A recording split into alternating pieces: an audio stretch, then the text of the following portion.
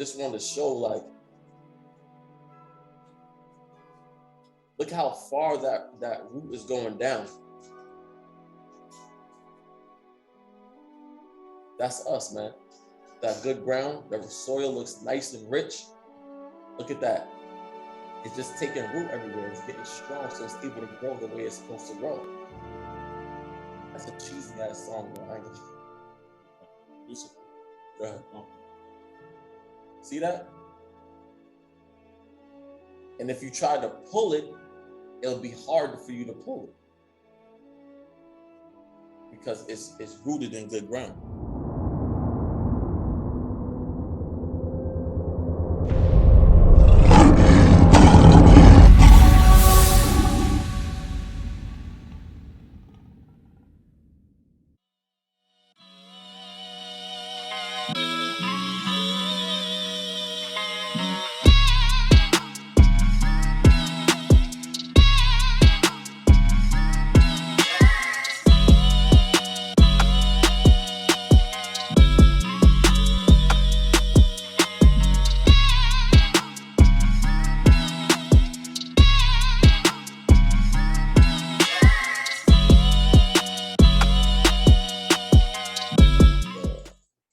Precept that I picked for tonight is Leviticus 19 and 18.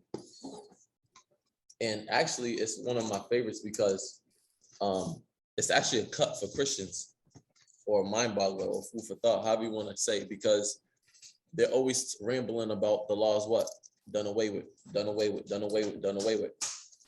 So this is actually, you know, one of the things that I go to. So I'll say, after I read it, I say, so that's done away with? Just like how they do with the law of tithing. You know, you wanna pick and choose what laws, you know, to keep, but say that the whole law is done away with. You know, so Barak, if you so kindly can. Leviticus chapter 19 and verse 18. Thou shalt not avenge, nor bear any grudge against the children of thy people, but thou shalt love thy neighbor as thyself. So real quick, before we even get into the second part of that precept, read the first part again. Thou shalt not avenge, nor bear any grudge against the children of thy people. So it says, you shouldn't avenge or bear a grudge against thy people. Now, I don't know if, you know, my vision's messed up these days, but that's all you see that's going on nowadays. You know, fornication is really at an all-time high. Even adultery, like I go to the I go to the gym, and there's a brother that I'm actually trying to speak to, you know, trying to bring him to the truth. You know, he's a Benjamite, and you know, one of the things that he struggles with is he has an adulterous spirit. You know, he says the thing that he said to me is, he said, I love them when they have a man. I said, wow. He said, I love it when a female has a man, because to him it makes it easier because he don't have to have no strings attached. That's wicked. That's wicked. You know, so that's literally also, and he knows too, like he knows, like, you know, certain even brothers that he's been cool with, that he's done things with their women with, like that's literally the other side of having an evil eye against your brother. You know what I'm saying? Like, and then we know what the scriptures say, like, you know, a wife is a possession to a man. So, you know, not to be vulgar, but if another man goes up inside your woman, you know, you cannot ransom, you cannot offer a man anything because you done took his possession. The thing that he has in his heart is death. He wants to destroy and kill you. You know what I'm saying? You cannot be grudgeful towards, or even if, you know, in situations where, you know, you're harboring something that a brother or a family member has done to you that may have been traumatic, and you're still holding it on for years and years and years on end. You know what I'm saying? That can have psychological prowess to you. You know what I'm saying? They can shape you. You know, a lot of times when you hear psychologists, or when you hear psychiatrists, you know, they say if you hold on to the things that people have done to you, you often give them power. You know, you don't allow yourself or set yourself free. You know, there's things, you know, within the law that's not just black and white or not there for any reason. You know, it could be psychological, it could be ethical, it could be more moral. You know what I'm saying? Like the avenge, when it says, read that again, thou shalt not. Thou shalt not avenge, nor bear any grudge. Nor what? Nor bear any grudge. Nor bear any grudge. You know what I'm saying? The Lord says when you know, if it be possible to do what? Be at peace with all men. Be at peace with all men. So that means you should at least allow the platform for you and a brother or you and a family member, you know what I'm saying, to have the option to forgive. What the Lord say, if a man causes an offense, you forgive him how many times? 7. Right. So, and really those things, thou shalt not avenge, or thou shalt not bear any grudge against thy children of thy people, is really giving you the alley or setting you up for the last line in the precept, which is what? But thou shalt love thy neighbor as thyself. Read it again. But thou shalt love thy neighbor as thyself. Give me where YHWH said that. On these two things hang all the law. Because that's, people forget that. Like YHWH got that directly from the law. He didn't make it up. Go ahead. Yep, come on, let's get it. Bring it. Read that again. Go ahead, read it again. But we don't got like the speaker, so you might have to project the can't voice. Leviticus chapter 19 and verse 18. Thou shalt not avenge, nor bear any grudge against the children of thy people. Thou shalt love thy neighbor as thyself. I am the Lord. That last part when it said, as thou love thyself. I'm gonna show. Let's analyze how full of shit we are, right? Oh, I was about to go ahead. When you slack, or you sin, or you come short of what you promised yourself, you are quick to forgive yourself. You understand what I'm saying? Like, damn, I didn't make it to the gym today. Let me go tomorrow. Yeah. Damn, I didn't make it to the gym tomorrow. Let me go the next day. You're so quick to forgive yourself. But there's somebody out there in the world that you have a problem with, that you haven't spoken to for 12 years. How are you quick to forgive your sins without forgiving the sins of your brother and sister? Why do you think it's so important that Christ said 7 times 7? Because sometimes we're so selfish in loving our own selves, we forget to love each other. That's selfish. It is selfish. Christ told you to love somebody else just how as you love yourself. So all the sins that you forgive yourself for, that you think the Father forgives you for, forgive your brother for doing the same exact thing. Stop being full of shit. Yeah. That's why he says off those two hang all the law. Because the same sins you forgive yourself for doing, like adultery, smoking weed, getting high, putting that man in a wheelchair 12 years ago, those same things that you forgave yourself for, you have to forgive your brother for, even if it's against you. Don't be a hypocrite. And then also another thing too, the water for that, Kaz, beautifully and eloquently, Sometimes you just beautifully and eloquently said, let's even take it a step further. How you treat others is a reflection on how you treat yourself. Not even on the forgiving tip. Like there's been texts in the group chat about brothers being sick. You know what I'm saying? And brothers, you know, are losing loved ones, and sisters losing loved ones, or, you know, brothers struggling with. How many people are doing something about that? After it leaves, after you see it on the group chat, after you send the prayer up, how many people actually call a brother, check in with a brother? How many people try to recommend a brother to somebody they know that's a nutritionist or whatever the case may be, or to seek marriage counseling? Or to, these are the things that we're supposed to do. Let me just, you don't even drop that precept and just go straight to 1 John 4 and 20. We're gonna offer a different perspective. First, read again Leviticus 19 and 18. Just the end of that precept. I got it. Go ahead. You go first, John. This Leviticus chapter 19, verse 18. Thou shalt not avenge, nor bear any grudge against the children of thy people, but thou shalt love thy neighbor as thyself. Read it again. Thou shalt not avenge, nor Just the bear, last part, the last part. but thou shalt love thy neighbor as thyself. Thou shalt love thy neighbor as thyself. You groom yourself. You take care of yourself. You put yourself first. You make sure everything in your house is in order. If you live by yourself, you make sure that you're decent. Everything is cool. You're getting your oil changes for the car. You're making sure you look nice. You're going over here, going shopping. You just making sure everything's up to par with you. And then when you go through problems, it's a woe is me type spirit. You know what will get you out of that woe is me type spirit? If the same way you cared and you adored and you take care of yourself, you go and you check out and you put that energy in another brother. We are the ones who's gonna get each other through these tough times. The Lord is just waiting for us to figure that out. You sending up prayers all day, all day, all day. Sometimes the Lord is like, work it out amongst you guys. Why do you think there's a brotherhood established? Why do you think there's a camp established? Why do you think there's a church established?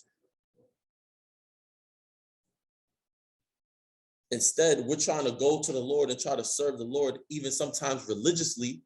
And we just think that being an Israelite is just going to camp, coming to class, going to training. No, it's not. It's to literally have compassion on one another.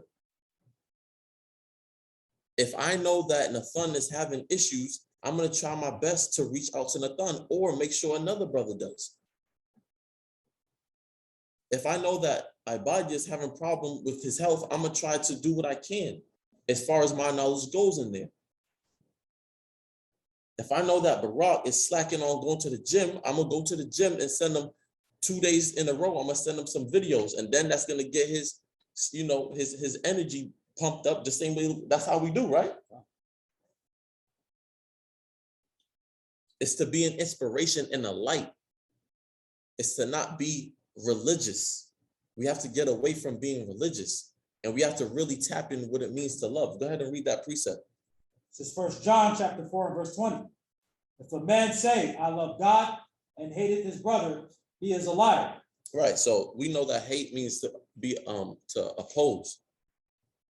But let's take it a step further. If you're in the camp, well, we've actually got out of that. We've actually got out of that.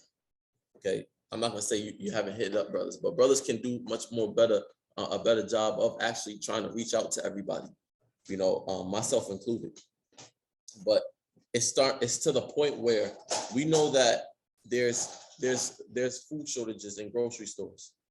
We know that to your left and to your right. Every time you look on the news, somebody is dying.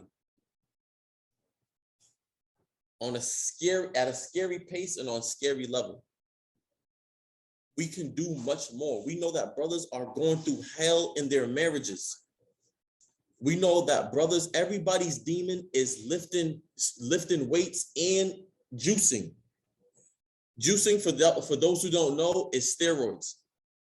We know that the demons are going to the last level, because this is the time where we actually need to be straight. And how we be straight is how we care for one another. You know what's funny about the Lord is a lot of times we bring up the scripture, right? To work out your salvation through fear and trembling. But guess what? We know that you get judged by yourself. But in school, right? I used to have a rubric. Like if you used to write an essay, you had a rubric, and it'll be like from F to A or from 1 to 4. And in the rubric, the one will be like barely did the essay, one paragraph, has grammar, introduction failed, there's no thesis, right, no little description, no sources, no spelling and grammar. Then 2, then the second box, the D, would be like, did 3/4 of the essay, Then the A is you went all out. Outstanding. The thing is with the Lord, right? You get judged by yourself. You have to work out your salvation through fear and troubling. There's a rubric in the scriptures. It's funny how you get judged by yourself, But the rubric that the Lord tied to your salvation is how well you serve other people. It's how well you serve your brothers, how well you have compassion on your people. That's funny. You don't get judged together, but how well you perform, how well you're genuine, how well you establish relationships and connections, how well you're merciful, how well you're compassionate, how well you sacrifice, and when you want to go to camp, when you don't want to go to camp, but you know that there's a soul out there that needs to hear this word. All those things have to do with serving your people. That's funny that the Lord ties your salvation and your judgment to how well you do for other people. That's crazy. But that's what love is. That's what the love is. To love your neighbor as yourself. How can you go to the Most High and say that you love him, but you're neglecting your brother? Galatians 6:1 says we have to bear one another's burdens. If you're sick, I'm sick too. I'm gonna try to figure out how we're gonna win this. If you're having marriage problems, I'm having marriage problems too. How about that? Hopefully the Lord can use me to guide you with the wisdom that I have to help advise or counsel you out of your situation. If you're lackadaisical, I remember a time when I was being lackadaisical. Let me show you how to get up out of that. This is how you love your neighbor as you love yourself. Not, yeah, brother. All right. Damn. Shemai. His household. All right. Send prayers up. All right, cool. Shemai don't get a phone call. Nobody's trying to reach out to Shemai. Brothers having issues financially. Nobody's trying to come together. I know this ATC. The compassion has to be there. That's what drives you, man. That's what drives you to go to camp. That's what drives you to continue in the ministry. It's literally putting the nation and your people before yourself. I'm reading this book, and it talks about leadership and things of that nature. And it talks about dopamine and how dopamine is it's basically a selfish chemical in your body. Like when you have dopamine, you're driven to get yourself results, to make yourself more valuable, right? But when it comes to serotonin and when it comes to oxytocin, those are chemicals in your brain that literally are based off of other people, the love and connection that you have to other people, the gratification that you get when you're doing something for somebody or somebody's doing something for you. Now, this is funny. When you're in your youth, right? So let's say from when you're a baby to let's say you finish grade school, you finish high school. Let's just say, we did college, you get up to your master's. So all this time you're making yourself valuable. You're adding to your character. You're learning knowledge, right? That's dopamine driven. But then there's supposed to be a switch that happens. After you're done attaining and mastering what you set out to master, guess what you're supposed to do? You're supposed to switch over your mentality to be serotonin and oxytocin based. In other words, to serve the people, to serve. That's your purpose. It's to give to others. So you're not wasting, but you're all this time you're trying to get gratification and answers to and build your relationship with the Lord. But what did the Lord tell to Peter? If you love me, feed my flock. Go ahead and get the precept. This is Matthew chapter 10 and verse 8. Heal the sick, cleanse the lepers, raise the dead, cast out devils. Freely ye have received, freely give. So freely as ye receive, freely give. What have you been given for free? You've been given a purpose. You've been given a talent or talents. You've been given light. And you're supposed to give that to others. not just newcomers. You're supposed to give that to your brothers too, your sisters too. That's when you tap into the spirit and you're actually loving your neighbor as you're supposed to. It's not just a shalom. It's how are you really doing when you get the chance? You know, everybody's busy. Inflation's going on. Brothers working two jobs. Brothers having kids and things of that nature. But when you can, what you sacrifice is between you and the Lord. The Lord knows your heart, man. I'm saying it in the opposite way, not the Christian way. The Lord knows my heart. No, the Lord knows your heart. You know what you can sacrifice. You know what you can do. And what you do reflects on how well you take care of yourself. How well you take care of the body and brothers and checking and things of that nature reflects on how well you take care of yourself. That's why it says, love your neighbor as you love yourself. Just get one more thing. 1 John 4, and I believe it's 16. Where it talks about the Lord being, the Lord is love, and then get the concord love. 1 John chapter 4 and verse 16. That we have known and believed the love that God had to us. God is love. And he that God is what? God is love. Get the concord that for me. Yep.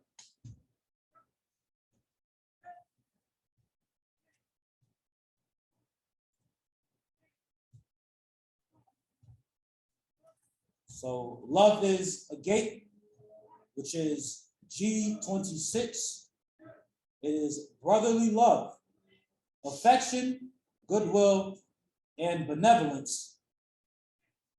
There's also affection or benevolence, charity.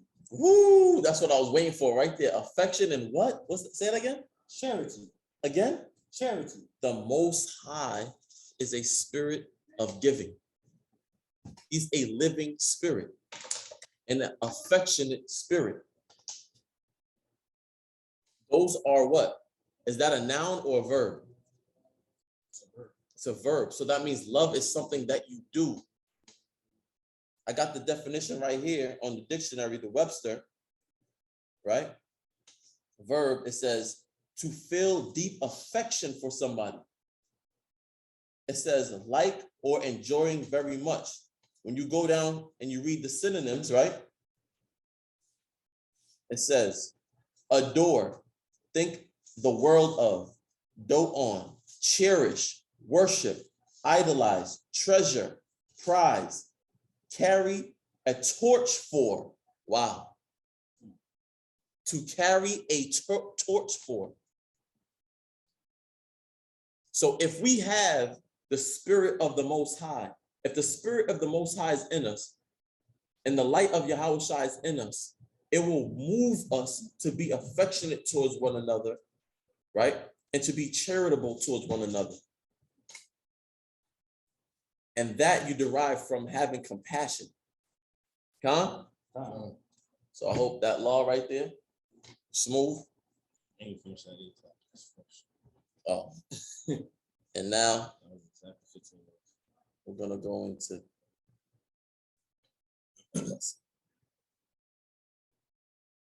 everybody got that on the Zoom? Don?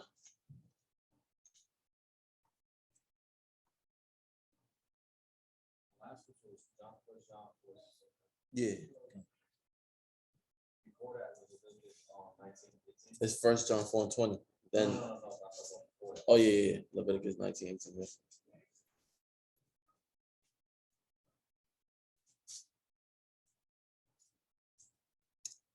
Real quick, give me Revelations 3 and 10.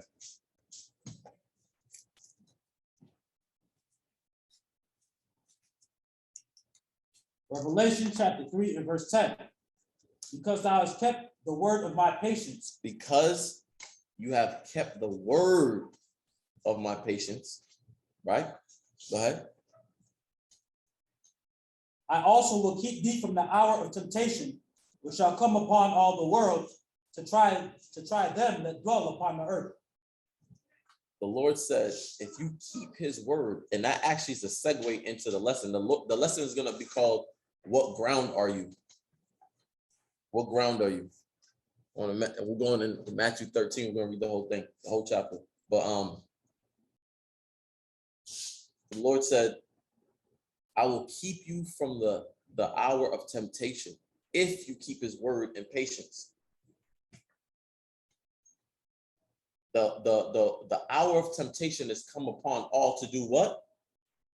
There's a key word. To do what? To try them. To try everybody. Guess what? This is make or break season that we're in. It's either you excel or you get cut off. That's how the Father's moving.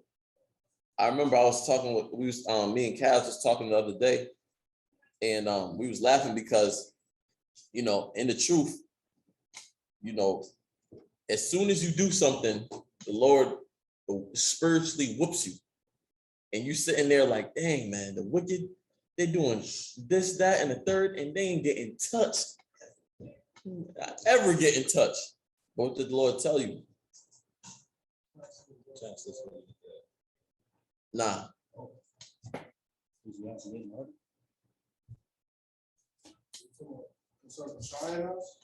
About the wicked. What did he tell you? Because sentence against the evil work is not executed speedily. Read that again. Read it. Ecclesiastes chapter 8 and verse 11. Because sentence against an evil work is not executed speedily, therefore the heart of the sons of men is fully set in them to do evil. Right. And so, what we got? Precept. Go ahead, bring up the precept. 2 Peter chapter 2, verse 9. The Lord knows Yes, how to we got it. deliver the godly out of temptation, and to reserve the unjust unto the day of judgment to be punished. You got it. I don't think they heard you. Somebody got it. Speak up. But just bring out the precept. Oh, you wrote Just it. put This it is all there, you you got it. All right, but I brought that out because now is a very, very scary time upon the earth. When you look to your left, when you look to your right, you see the wicked is being touched. The wicked is being touched and judged upon the face of the earth, man. People are dying left and right. Babies are dying. Things is happening at a very scary rate and a level. But guess what? That's a testament for all of you. That's a testament for everybody that's on the Zoom. As we're being watchmen, as we're seeing what's going on upon the face of the earth, it's really not a time to slip up. It's not. Because you can get cut off or you can end up dying. The Lord is not playing with none of us, man. And we know that the judgment of the Lord starts at the what? The house of the Lord. We are in the hour of temptation. This is a make or break session. But guess what? You know how you will do based off of if you're deeply rooted in the word.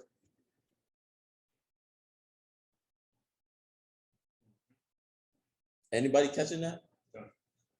Based off how you deeply rooted in the word is how you will perform in these trying times. When you have faith and you have understanding, right, for what's to come, it makes you move a certain way. But when you're doubtful of the word, when you're not studying to show yourself approved, when you're not trying to build yourself to who the Lord is promised you to be, you don't perform as well, and you start falling to different things, and you start lacking. Is everybody following me?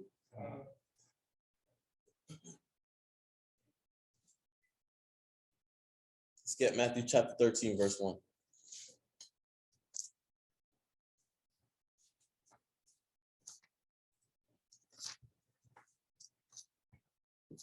Matthew chapter 13 and verse 1. The same day went YHWH out of the house and sat by the seaside, and great multitudes were gathered unto him, so that he went into a ship and sat, and the whole multitude stood on the shore. He spake many things unto them in parables, saying, Behold, a sower went forth to sow. So he said, a sower went forth to sow. Go ahead. We're gonna take this slow. Go ahead. And when he sowed, some seeds fell by the wayside. So he said, when he sowed, right? And then it has a what?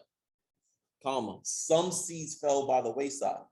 Now, a wayside, right, is a side adjacent to a road or a path. Right? Give me John 14, I believe it's 6. 14:6. I am the way. Some fell by the wayside. John chapter 14 and verse 6. YHWH saith unto him, I am the way. He's the what? I am the way. He's the what? I am the way. He's the what? I am the way, the truth, and the life. No man cometh unto the Father but by me. Now, when some seeds fell by the wayside, it is it's adjacent to the road or path, meaning it's parallel or it's not on the path. It's off of the path. It's mirroring the water. So that means that you're not on the road to the way. Who's the way? YHWH. Everybody following me? Okay. I'm looking at it as a visual, like, you know, on the highway like this, usually there's 2 lanes, and then off to the side, they got the bumpy stuff on the side in case you need to pull over. The what? The breakdown. That's the breakdown lane. Right. Right. Okay. Okay. Matthew chapter 13 and verse 4. And when he sowed, some seeds fell by the wayside, and the fowls came and devoured them up. Right. So some seeds fell by the wayside that wasn't on the path, right? They didn't even get a chance to get in the ground. And the what? And the fowls came and devoured them up. And the fowls came to devour them up. Right? Go ahead. Some fell upon the stony places. Now, right? Just to get an image, right? Just to get an image. Stony places, right, are rocky surfaces covered by a thin layer of soil. So the seed is getting in the soil, but it's extremely thin. It's not allowed, it wouldn't allow the seed to be properly rooted in the ground, right? Hold on. Those seeds can develop in shallow roots. So in the stony place, a seed can actually start to grow, right? But it says those seeds can develop shallow roots. The rock that lies just below the surface prevents the roots from going deeper, right? So the seed, right? So you can imagine, I'm going to pull up some videos so we can see it too, a visual. The seed, imagine a bunch of rocks, right? And then you have like a thin layer of dirt. You could plant a seed in there, but when you plant it and it starts to grow, the plant or whatever you're growing is not going to allow to firmly take root. And what's not firmly rooted in the ground could be what? Plucked up. Now, quick question. What's the seed that's being planted? The word. The word. What's one way we can prove that? Give me Psalms 19 and 7. Remember, where do we go when we was talking about love? What the Barak brought out? As he freely what? Right. I'm gonna show you something. Hopefully, when I tie this together, it makes sense. That's what I'm trying to do. Take time. Because the seed that's being planted is the word. This is Psalm chapter 19 and verse 7. What does the word, aka law, do? Go ahead, read. The law of the Lord is perfect. It's perfect. Converting the soul. Read that again. Converting the soul. So, okay, let's paint this picture. Let's go back, right? The sower, right? We're in the world, huh? We're lost. We're beasts, right? When the Lord breathed his breath into Adam, what did he breathe into Adam? Huh? Which was what? The word, the law. So what, just like when we was in the world, we was the beast. What did the Lord breathe into us? His word. The word. How do you know that? Because it tells you it converts the soul. So what's the light in all of us men and all of us sisters? The word. It's the what? 19:7. The law is Perfect. it's the law. The seed is the law. And through the law, as we're being washed by the law, the word, because they're interchangeable, what are we supposed to do with that word, with the law? Give it to the rest of our nation. What does, okay. Because I think I'm the only one that's high. Okay, so what does Jeremiah 17:4 say? And discontinue from our heritage. What's our heritage? The law. The law. What separates us from everybody else? The law. The law. So you have this sword, he's making it personal now. He's not talking about it, on a grand scheme. He's not talking about it on a nation base. Now it's individuals, it's personal, it's me and you. Right? Yeah. This sower is going around sowing. Right? Now you have people in the world that's in different grounds. And even in the truth, we're in different grounds. Right now. You just want to make sure that you're the good ground. He's going around, right? Sowing seeds in different grounds. You're going to see, I'm jumping the gun, but I'm trying to bring it around so that way it's going to make sense as we continue the lesson. You're the sower who has the law, right? The seed is the law. He's planting a law or bringing forth understanding to different people. Some do what? Fall by the wayside, right? As we just read. Do they take root? Is the word taking root in them? So what happens? Go back to the word. Right. That's yo, brother. That keep spitting that word. Keep spitting that word. Bang, bang. As you see brothers go by, driving. Right? Okay. I hope that everybody's on. All right. And then we got the stony ground. So now you have the stony ground. You planted the seed in the stony ground. The word was said to those people, right? But it hit them, but it wasn't deeply rooted in them, right? Okay, I hope that everybody's following. You had a precept. Go ahead. No, I was actually going to bring out the definition of converting. Please do. So the definition of converting in Hebrew is from H7725. The Hebrew word is shawab. And in particular, this definition is to bring back, to allow to return, Wow. to restore, to give in payment, to refresh, to show turning, and to turn back to God. So in that, Yo, come on, so man. bringing out with the stony ground. It's like, And then the conversion could only happen to Israel because it said to bring back, to refresh. Yo, read that again, please. come on, man. Boy, but So again, definitions: to bring back, to allow, to bring back, to allow, to draw bring back. Who's getting brought back? Us. Right? Go ahead. It is to turn to To turn to who? the Lord. Go ahead. To refresh, To restore, refresh us from what? To restore us from what?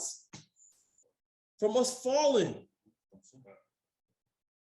From sin. Go ahead. It is also to bring back to mind. To bring back to mind. Why? Because the Lord is like, but what does Zechariah mean? Yahweh remembers. So Panah brought out, other Panah. To bring back to mind, go ahead. more on it, is also to recall. To recall. Go ahead and keep going in Psalm 19.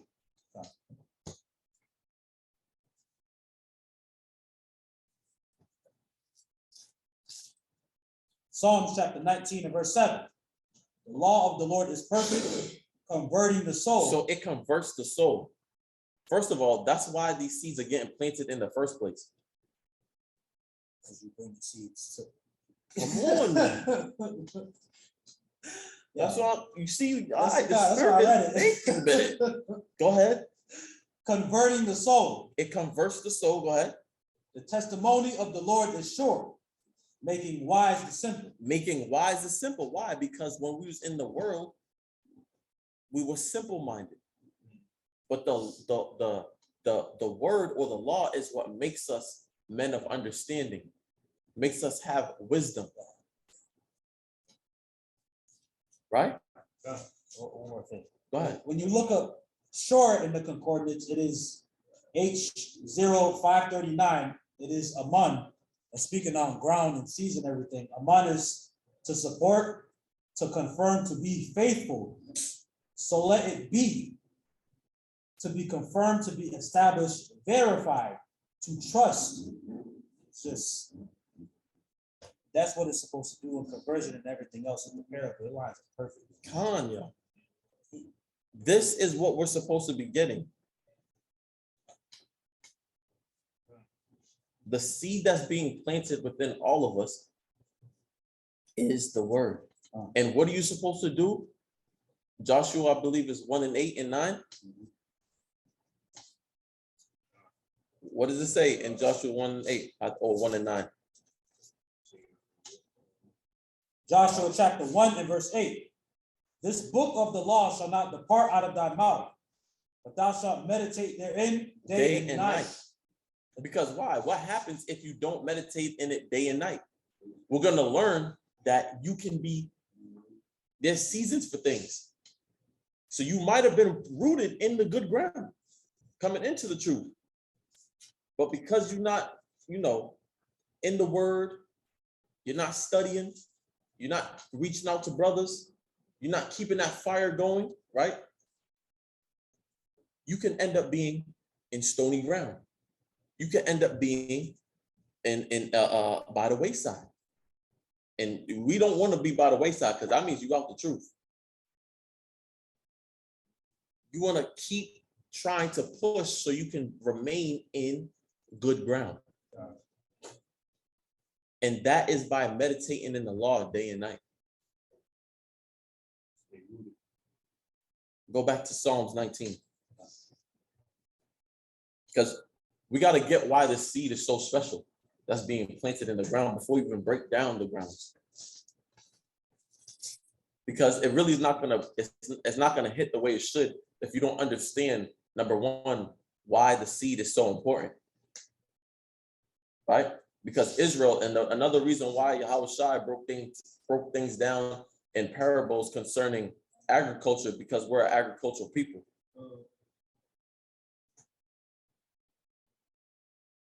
You got that? Psalms chapter 19 and verse 7. The law of the Lord is perfect, converting the soul. It converts the soul. So think about everybody. I'm on a challenge. When we're reading this, think about where you were in the world, whether it be Christianity, whether it be in the streets, whether it be whatever it was, when you got called.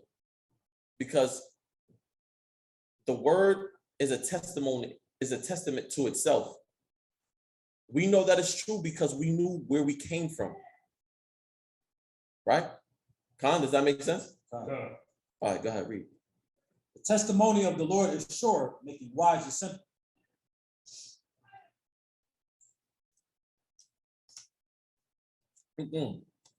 Verse 8. The statutes of the Lord are right, rejoice in the heart. Rejoice in the heart. When you came into the understanding, everybody in here was on fire. What? I'm Israel? Word. See, I knew it. I knew it. That was me. I know. I was hyped. I was a zealot, man. I was going crazy. You know what I'm saying? At the time too, I was living with my mother. My mother kicked me out the house twice. That's how crazy I was going. I had a fire that was crazy, man. I couldn't control because I was so excited that I was Israel. And I always knew like there was something that was different about our people, you know. But yeah, you rejoice in the soul, man. The Hebrew word for rejoicing is Shamach. Come on, man. Saying? It's not, don't take this truth for granted. Right. Yeah, that's the word for rejoicing. There's a scripture in Proverbs that says, buy truth, sell it not.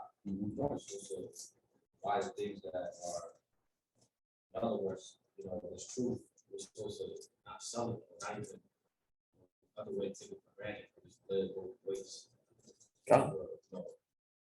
Whatever you receive, you're supposed to receive. It seems like you're supposed to get it as well. Right. So, That feeling back when you was a beast. right.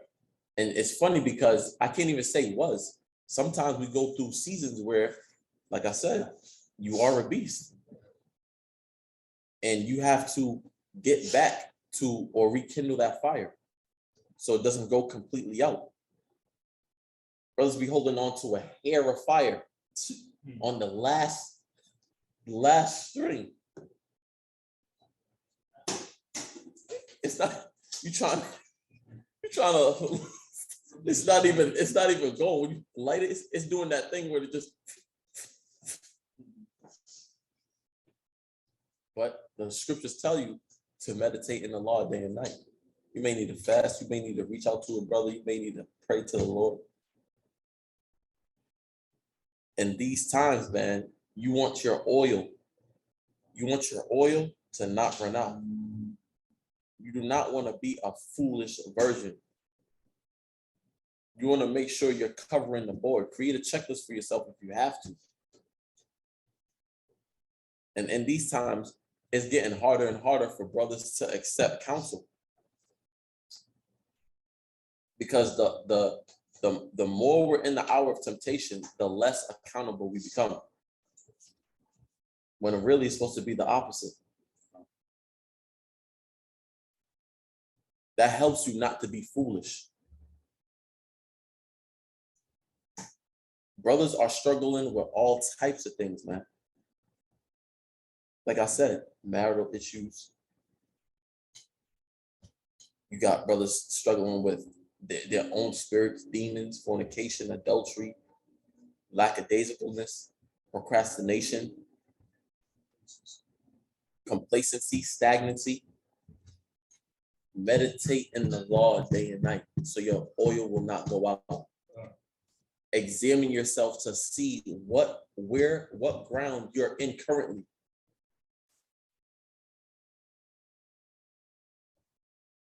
Keep going to Psalms 19. Rejoicing because we're still on the seed. Verse 8, the statutes of the Lord are right, rejoice in the heart. The commandment of the Lord is pure, enlightening the eyes. Enlightening the eyes. Why? When you before you come to the understanding, even when you're in the understanding, I'll give 2 examples. Before you come to the understanding, your eyes are not open. It's not. And then when the Spirit of the Lord comes upon you and you receive the word, your eyes can see and you can't unsee what you see now because you understand the truth behind everything and what's going on. You understand that it's between Jacob, this battle is between Jacob and Esau, and everybody in between is just spectators. You understand that you have a purpose. You understand that the Lord wants to give you an expected end, man, and that he wants to destroy Esau. You start to see these things play out. You start to see prophecy play out. Whereas when you was in the world, you didn't know nothing. You was ignorant. And in your ignorance, it was bliss. And now, in the truth, you may be going through seasons where you're in a slump, where you're in a season of all the things I just named previously. But guess what can happen? The Lord, a switch could go off in your head, and a veil might be uncovered from your eyes, and you have an epiphany. And that epiphany boosts you up in the understanding.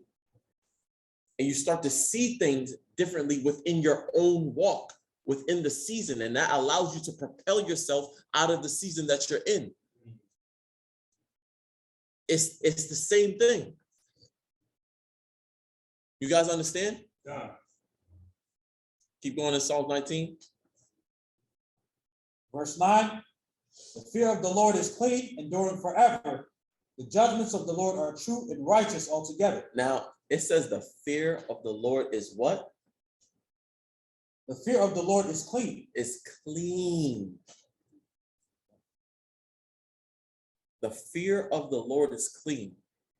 I just brought out in Revelations 3:10 that the Lord will keep us from the hour of temptation if we keep his word in patience. The hour of temptation that we're in isn't just so that way, you start exercising spiritually and gain muscle spiritually. It's so that way your fear can be greater in the Lord.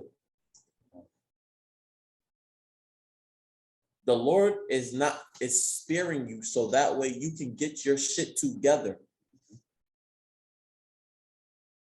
I'm not going to be redundant, but every man in here and every man in the Zoom knows where you're fucking up at. The Lord is not playing games with any of us anymore. You don't even know, you don't know where you at on your Grace credit card. Shalom. You don't know where you're at on your Grace credit card. You might go to swipe your Grace credit card and it's declined. And there's nothing worse. There's nothing worse. Dying in the Lord or being martyred for the truth is an honor. The Lord taking his spirit away from you, there's nothing worse than that. There's nothing worse from the Lord taking his spirit from you, because what do you become? A beast.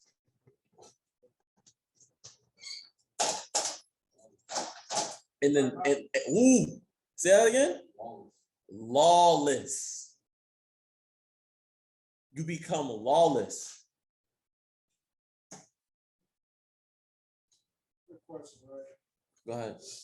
Like, there's fruits of the spirit, and then there's some brothers that's off believing they in the spirit, though. So, like, how, you know what I'm saying? So it's like, how do you know when you're in the spirit and when you're not in the spirit? Because some brothers be deceiving themselves, like, I'm in the spirit, though, when they off. They think they're in the spirit and they're on the wayside. You gotta say you're in the spirit. Yeah, I was about to say, like, Even then, if you're alone saying that, you're not around brothers. yeah. You know Yeah. Nah, you don't. That's like calling yourself humble. You know what I'm saying? Like, that's an attribute or a characteristic that somebody has to say to you or say about you. Then the scripture says that your heart is deceiving. Right. I'm in the spirit. No, you're not. You in the wayside and you're talking about, you're trying to convince yourself you're in the spirit. That's off, because the wayside, when we get into it, it's basically the enemy came just as quick as they heard the word. The enemy came and took the word away from you. So if you're on the wayside, you didn't even get a chance to get in the spirit. That's like somebody like teaching, like, yeah, I'm good, yeah, I'm good. And right, and inside he's feeling the most. Right. there be some individuals that like be studying, be zealous, but they just gonna congregate with others. There be some brothers. And so how do they establish their faith? You have to establish your faith by Like, You there's gotta some, prove ministry. right. there's some zealous brothers that's alone, but they just be like make intercession with the Lord. When they go Their back. precept game on point. Faith, fast often, but they just going to congregate. There's certain brothers like that too. Yeah, and then that's also internally the Lord tells you to deal with brothers. What are you doing for your nation? You're just basically glorifying yourself in a way. Like, we had a brother here, remember when we went up to Danbury or Waterbury? Oh yeah. Danbury. Brother say, "Y'all keep the Sabbath, man." He had his fringes on. He turned up all the. Oh, yeah. And then because he was dealing with that issue that I'm not going to talk about, but he don't want to be around brothers. Why not? Because the Lord always brings what's in the dark to the light, and you have to be confronted and counseled on that. A lot of times, brothers who are individualized, man, they don't want to deal with themselves. Does that make sense? Or do you want me to explain? So okay. When you have a body or a camp, you have a checks and balance system that the Lord always the Lord will put it on a brother or an elder to counsel a brother or put on somebody's heart, or he'll expose something so that way everybody's being refined. How can that happen if you're an individual? How are you getting better in the spirit when you have nobody to check you, nobody to counsel you, nobody to admonish you, nobody to rebuke you? It's just you and the Lord. Also, actually, telling that to need somebody to help another man to help. Even then, it's like the book that's on like great commandments, so I never ask myself. You're just as you're not hungry, or you're not just to yourself, you're just loving yourself. Which is like are you? I'm supposed to see you. I'm supposed to see you, and I'm supposed to see you. You're supposed to see me, see you. Right. You know what I'm saying? So that's just boiled down. Is that Khan or? No, I get it. I was using an example. Usually they don't want to fall. They don't want to be humble to or subject to order. It could be order. It could be they don't want to like people to read them or see what's going on. The Spirit reveals everything, man. But that's unfortunate because most of my never grow up. She always grow up the prophets, mediators, even now, the councils, everything that you learn, you still there. And how can you test your faith if you're not around brothers? How can you be in the spirit? Once I said God. Right. Yeah. Continue in Psalm 19. Psalm chapter 19 and verse 10. More to be desired are they than gold. And more are they to be desired than gold. So this seed, right, which we realized or broke down that it's the law, is to be more desired than gold. Okay, let's go back to Matthew 13. Matthew chapter 13 and verse 5. Some fell upon stony places where they had not much earth, and for which they sprung up because they had no deepness of earth. So, right, stony places. Oh no, keep going. I'm sorry. And because they had no deepness of earth, and when the sun was up, they were scorched. Because they had no root, they withered away. Right, so that's what I told you. I said stony places are rocky surfaces covered by a thin layer of soil. Those seeds can develop shallow roots, so you can have seeds planted in a rocky ground, but it's only going to develop shallow roots, right? The rock that lies just below the surface prevents the roots from going deeper. So that seed or the law or the word is not going to be deeply rooted within the individual. So it's rocks. Rocks and then dirt. And then rocks as well. No, yeah, nah. It's go ahead. So another analogy, right? So when you see like a Gotta speak pile up of loud. rocks, when you see like a pile of rocks, the only way a plant can take root is the dust that settles between those stones. So there's Right. no real solid foundation. I'm gonna show a video, but So those roots take hold of the little bitty dirt that build up to go through, but it's not worth nothing because it can easily pulled out. right. There has nutrients. We're gonna get there. Chill out. Go ahead. Verse 7. And some fell among thorns. And some fell upon what? And some fell among thorns. And the thorns sprung up and choked them. So, right, the ground with thorns is fertile soil, but the thorns crowd out the plants by depriving them of light, water, and needed nutrients, right? So you have all these multiple different grounds, right? And within the grounds, there's situations, right? Situations or seasons and times where when you're in the understanding, you can be, because we always want to strive to be in the good ground, or, right? I don't want to confuse nobody, so please let me know if I'm going too fast, because I'm talking about two things at one time. I'm talking about brothers and sisters that's already in the understanding, and I'm talking about new brothers and sisters that can be coming to the understanding. So I just want to make that clear. So if you see me jumping back and forth to different examples, if you need me to slow down, just say something. Because they're talking about different grounds or different seasons that brothers and sisters can be in within the walk. But then it's also talking about when you're going out planting and you're trying to get brothers and sisters to remember themselves, right? To refresh. What else is it? To restore, to bring back the nation of Israel, right? That you can only do with the law, that some hear it, but they don't hear it, right? The enemy comes and takes them away. Or where you're planting, they're not able to receive it, or it's not deeply rooted in them in order to be restored or to come back or to come to the Lord. Huh? Come on. Verse 8, but other fell into good ground and brought forth fruit, some an 100-fold, some 60-fold, some 30-fold. So others fell into good ground, right? And brought forth fruit. Give me John 15:1.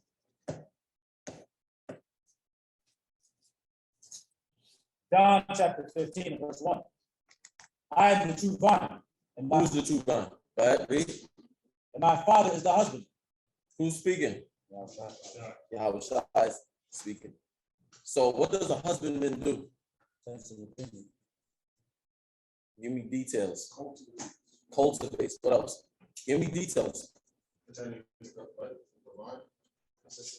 Just what does a husbandman do? Maintain, cultivates, right? So anything that's not oversee, protect, structure. Okay, but if something's not growing, what does it do? What do the husbandmen do? Cut it, right? Prune it, trim it, make sure everything's growing the way that it needs to be, right? Okay, read that first verse again. What did YHWH say he is? I am the true vine. He is the true vine. Go ahead. And my Father is the husbandman. Every branch in me that beareth not fruit, he taketh away. Read that again, please. Every branch in me that beareth not the fruit, he taketh away. So this is the ill thing. This is the funny thing.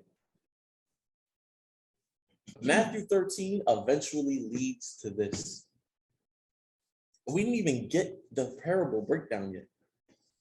But I just want to show brothers that it eventually leads to this, the true vine. What do we leave off in Matthew 13? That the good ground bears what? Some 30, some 60, right? And then who's the true vine that we're bearing the fruit from? YHWH. Keep reading. And every branch that beareth fruit, he purgeth it, that it may bring forth more fruit. This is funny. It says that he purgeth the branch.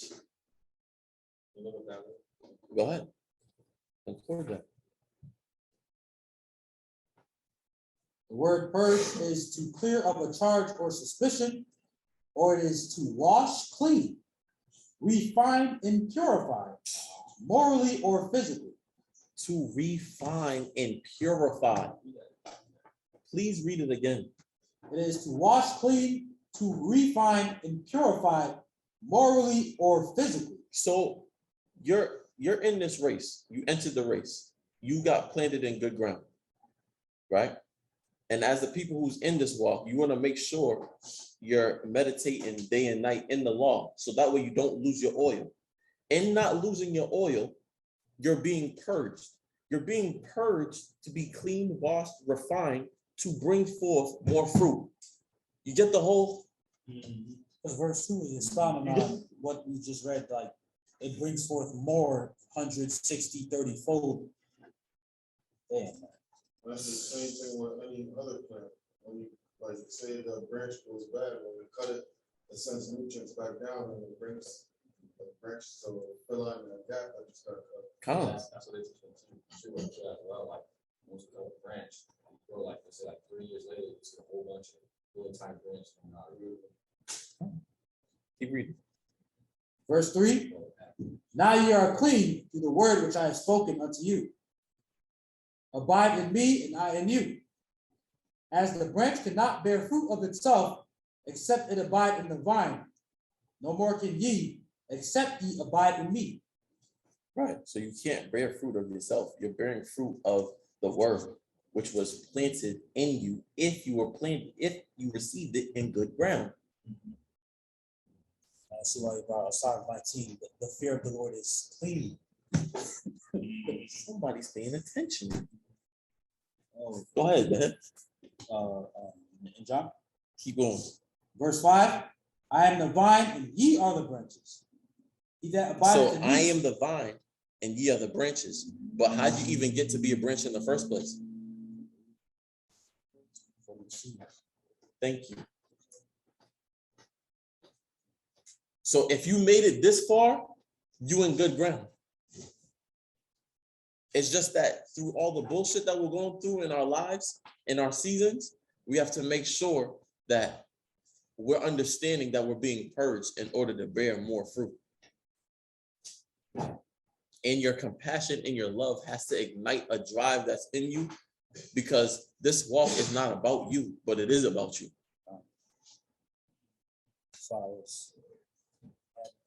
I'm saying this walk is not about you, but it is about you.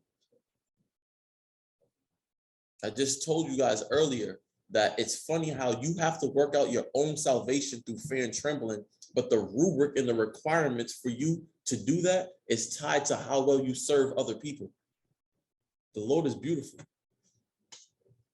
It's a perfect way to put it. It's how well you treat your husband, how well you treat your wife. That's inside. Get inside right. That's the rubric. How well you treat. Go ahead. Right. And you know, it's funny. That's how you obtain durable joy. Sometimes, you had something? Durable joy is achieved through being selfless in this understanding. That's how it's achieved. When you understand that, you're on track with your purpose. When you live for the brother to your right, the brother to your left, when you're willing to die for them because you understand the Lord's mission and will. You gonna say something? I was gonna ask, is it the same process as you, like what you saying, like, you gotta be there for your brother, right? Is that the same process of purging for the fruit? That fruit that we're gonna gain tenfold? So we go through the process, like the Yahushua is fine, right? Yeah. We go through a purging process through him to be a branch. Right. Right. Now the fruit that produce the next body coming in. Yeah. How do we purge that way? Is it It's the same. It's the same cycle. He's the same cycle that goes on and goes on and goes on and goes on. With you, if you brought in somebody else, they're gonna go through the same thing if they've been sown in good ground. And if that fruit is not willing, just gets dropped. The husbandman snips. That's another thing too. Like the Lord will give you so much time to be productive in this word. So if you know you have a talent and you're not using it, that's the reason why brothers will be distant. Don't talk to brothers. Stay away from the group chat. They won't come to class. They won't come to training. Is you're not producing. You're not in the spirit. How are you going to obtain the spirit if you're not producing? The Lord is always moving. I remember Heavy Wisdom brought out at Woodside, and I still remember it to this day. The Lord is ever moving. He's in the past, present, and future at the same time, all the time. That's crazy to even understand. I'm not even gonna. What do you call that, Box? What do you call that? When you start questioning certain things? Out of bounds. That's out of bounds. I'm not. That's right there. Past, present, and future at the same time. We're not gonna even go into that. That's crazy. But that's the Lord. You know, and he's always ever moving. That's why I said that. So what do you think that you have to do? Bring a precept out that you was reading earlier. We said the Lord has his nowhere to. The Lord has nowhere to lay his arms. Oh.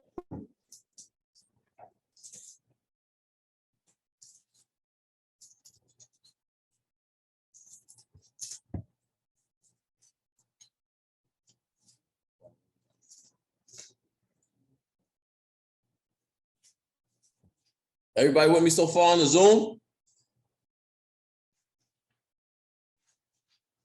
I'm going too slow. There you go. Fast.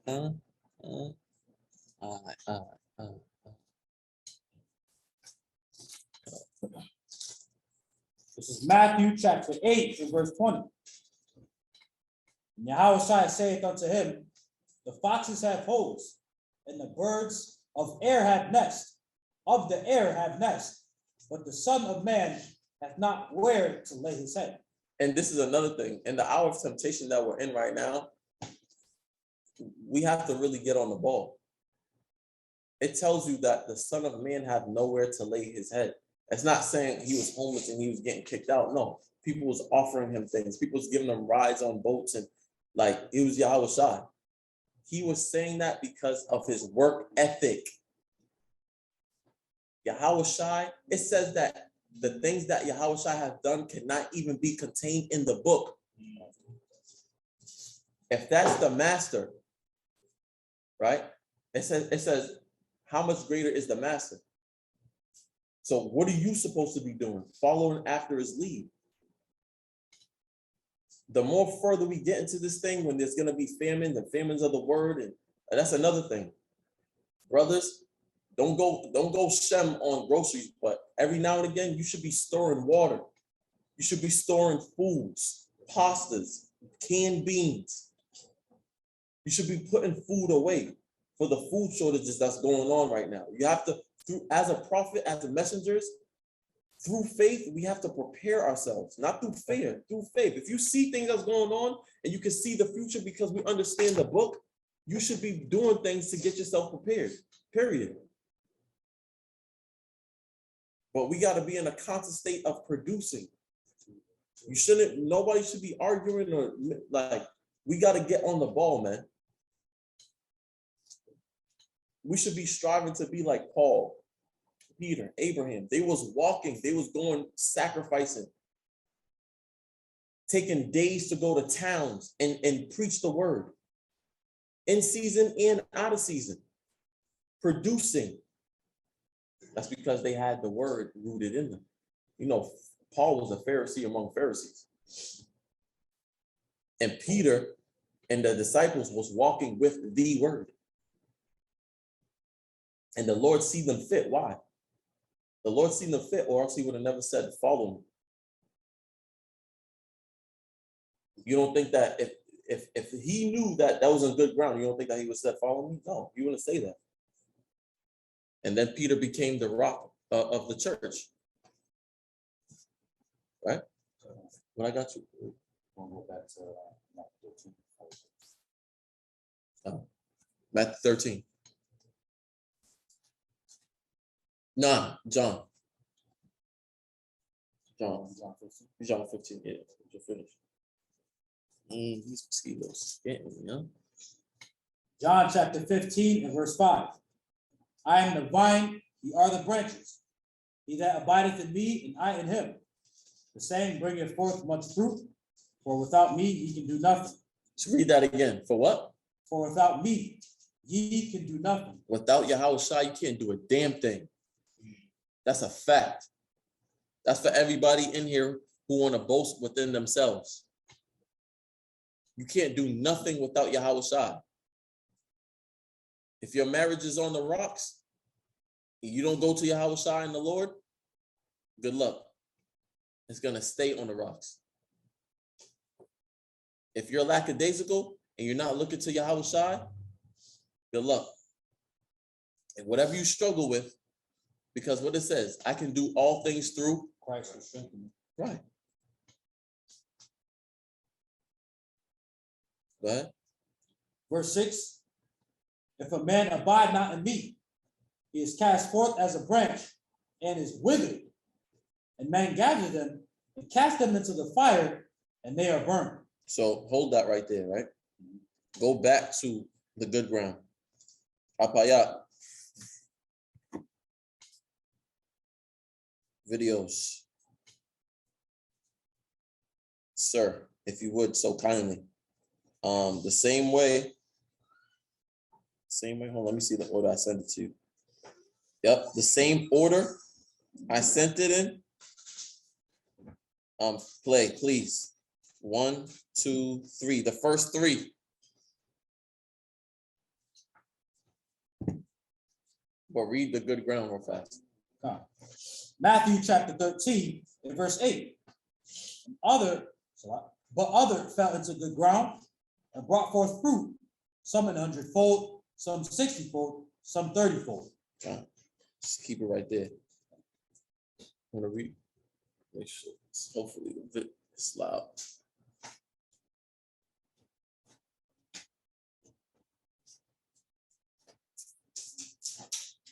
Yep.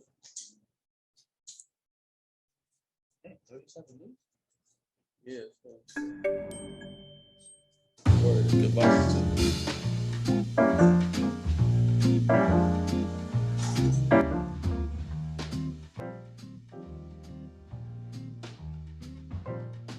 That's good. The volume was good. Where was that? So he planted a seed. It's over the course of 37 days.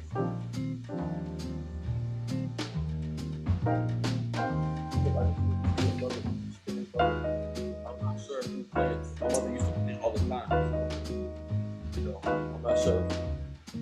Brothers planting prophets. Hello, y'all. That's what happened when the seed is planted in good ground. It starts to sprout out and become a big plant like that. Rich soil.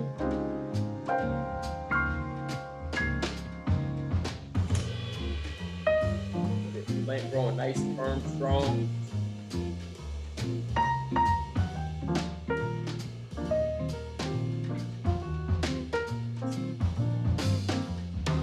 But believe it or not, that's a mustard plant.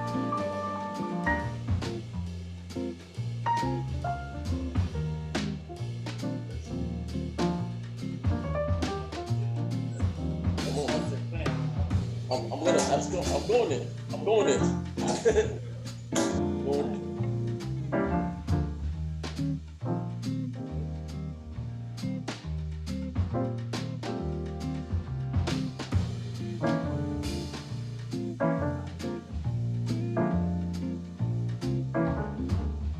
Father Apayat, can you please play the next one? Hey, look at that. Beautiful. Lord's creation, man. See how tall that plant grew, because it was rooted deeply. It was properly rooted. This one, I believe, shows actually underground the roots. Yeah, it shows you what happened when the seeds are planted. It's going to show you what happens when it takes root.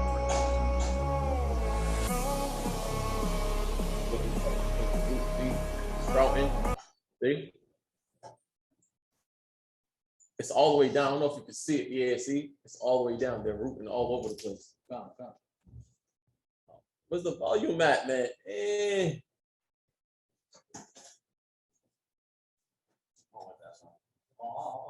That's why you childish. That's fine. Show the next one, Baba Kusha.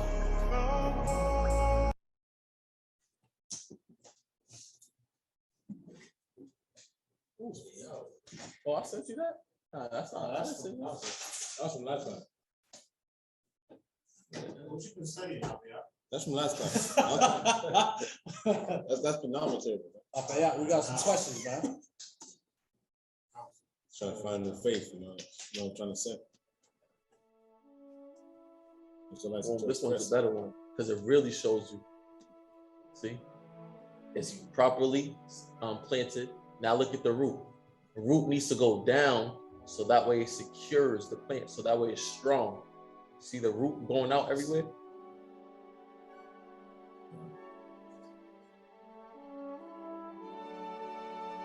This is what happens to us when the word is properly planted in good ground. It actually takes root within our what? Our soul, man. That's how you get Psalms 19, where it says the law, it converts the soul, it rejoices the heart. The fear of the Lord is clean, because you grow up, you grow and you sprout like that plant in the spirit. So you decrease or increase it. Okay. You must decrease so you may increase it. It's like that whole story.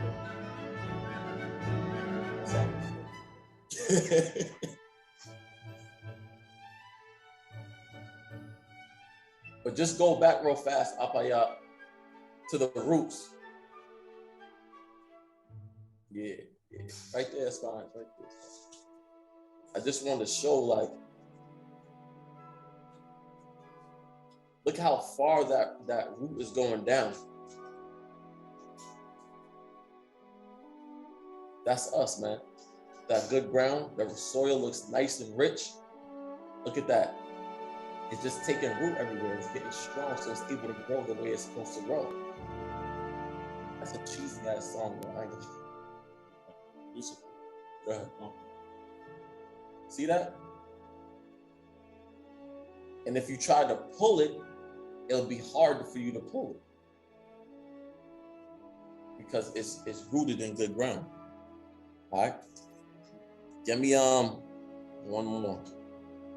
Get the next video, Baba Kasha. Apaya. And if you can, please start it at 3 minutes and 30 seconds. The same way that sprouted is the same way that we sprout up, just like that, when the root is planted in good ground, though.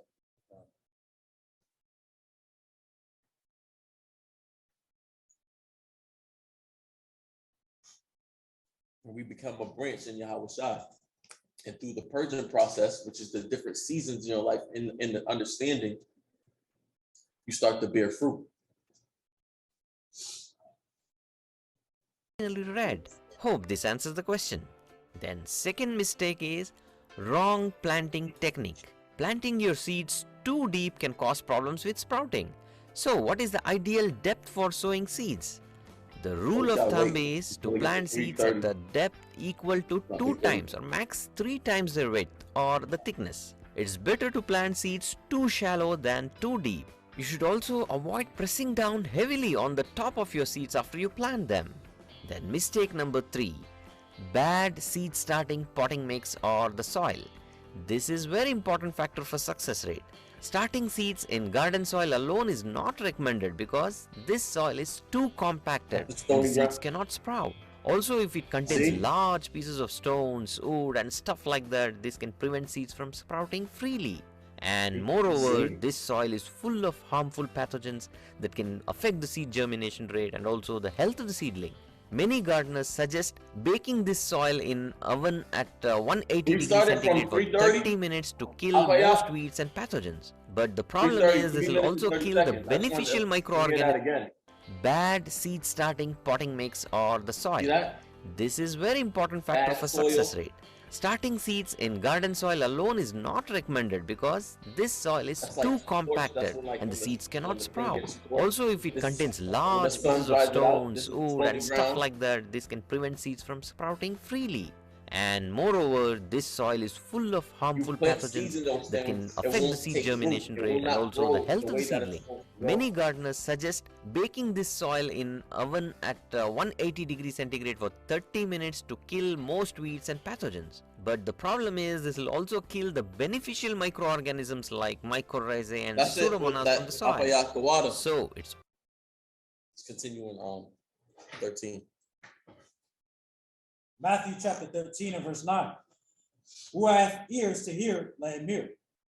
And the disciples came and said unto him, Why speakest thou unto them in parables? He answered and said unto them, Because it is given unto you to know the mysteries of the kingdom of heaven. So it's given unto us to understand the word of the Lord. Right? Go ahead. But to them it is not given. For whosoever hath, to him shall be given. And he shall have more abundance. For whosoever hath not, from him shall be taken away even that he hath. Read that part again. Read that slow. For whosoever hath not, from him shall be taken away even that he hath. The verse up. Verse 11. He answered and said unto them, Because it is given unto you to know the mysteries of the kingdom of heaven, but to them it is not given. For whosoever hath, to him shall be given, and he shall have more abundance. Break that whole thing down. Somebody. Who's paying attention? What's that talking about?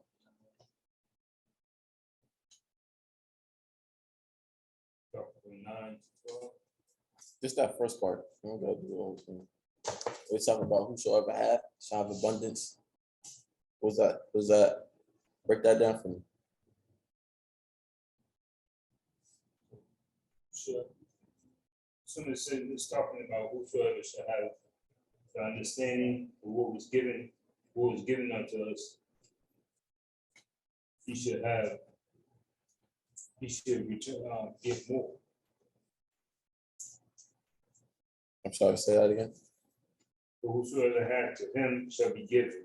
So whosoever, the individual that hath the understanding of what has been given as far as the law is concerned,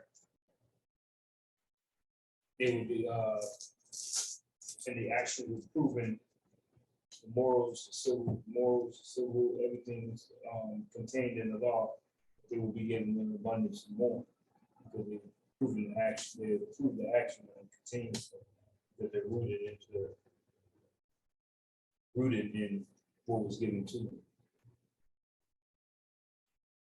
Anybody else? I'll give a precept to my understanding. This is Luke chapter 12 and verse 48. But he that knew not and did commit things worthy of stripes shall be beaten with few stripes.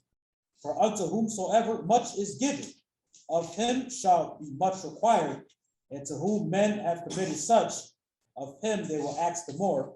So, in understanding this, the first part, he shall have more abundance, is going back up to verse 8, when it says they fell into good ground and brought forth fruit, some in 100, some 60, and some 30-fold. Whereas from him shall be taken away even that he had, is those that received the seed amongst the other grounds that it's talking about and weren't properly rooted and weren't able to be nurtured and grow as those that were sowed into the good ground. Anybody else before we continue? To compare it to I was doing drinks, so I ain't just went over this thing to stop me. But to where he gave each man talents, he gave it to as much as they and he wanted them to multiply it. Those who multiply the talents, one who had the most, he was given more, and the one who did it was taken away from him and given to the person that, you know.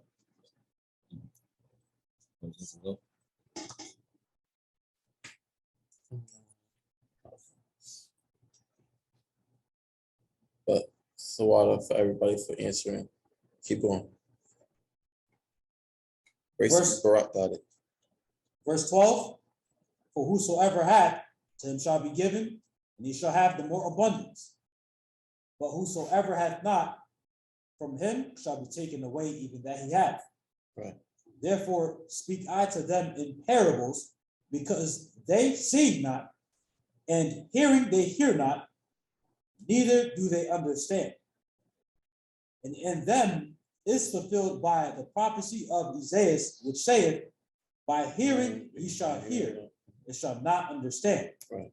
And seeing ye shall see, and shall not perceive. Verse 15, for this people's heart is waxed gross, and their ears are dull of hearing, and their eyes they have closed, lest at any time they should see with their eyes and hear with their ears. Right. So that's what we experience when we go out to camp, when we're trying to tell people and give people the word. Their eyes, they're looking at you, but they can't see what you're trying to say. They're hearing as they walk past you, but they don't understand the word that's coming out of your mouth, like rush hour. Just realized he just broke down the parable after just explaining. Right. That's Go ahead. verse 15. For this people's heart is waxed gross, and their ears are dull of hearing, and their eyes they have closed, lest at any time they should see with their eyes and hear with their ears, and should understand with their heart, and should be converted, and I should heal them. But blessed are your eyes, Blessed are everybody's eyes in here. Why? for they see, Because they can see. Go ahead. and your ears, for they hear. Right. For verily I say unto you, that many prophets and righteous men have desired to see those things which ye see. Right now. Homosexuals at an all-time high. You know what I'm saying? Domestic violence is at an all-time high. Fornication is at an all-time high. Drugs and popping mollies is at an all-time high. Death is running rampant upon the face of the earth. And these are things that prophets prophesied thousands of years ago. And they would love to see the times that they prophesied about. Go ahead. That many prophets and righteous men have desired to see those things which ye see, and have not seen them, and to hear those things which ye hear, and have not heard them. Right. Hear ye therefore the parable of the sower. There it goes. When anyone heareth the word of the kingdom, and understandeth it not, then cometh the wicked one, and catcheth away that which was sown in his heart.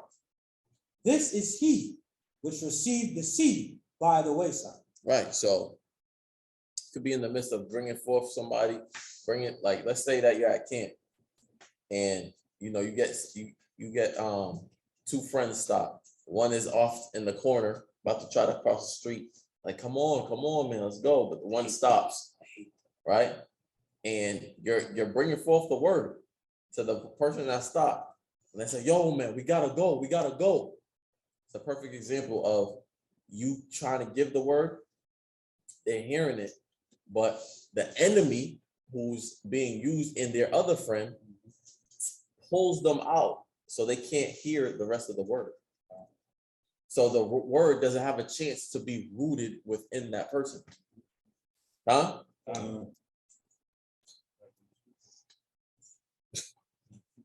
Verse 20, but he that received the seed into stony places, the same is he that heareth the word, and anon with joy receiveth it. So they received it, they heard the word, right?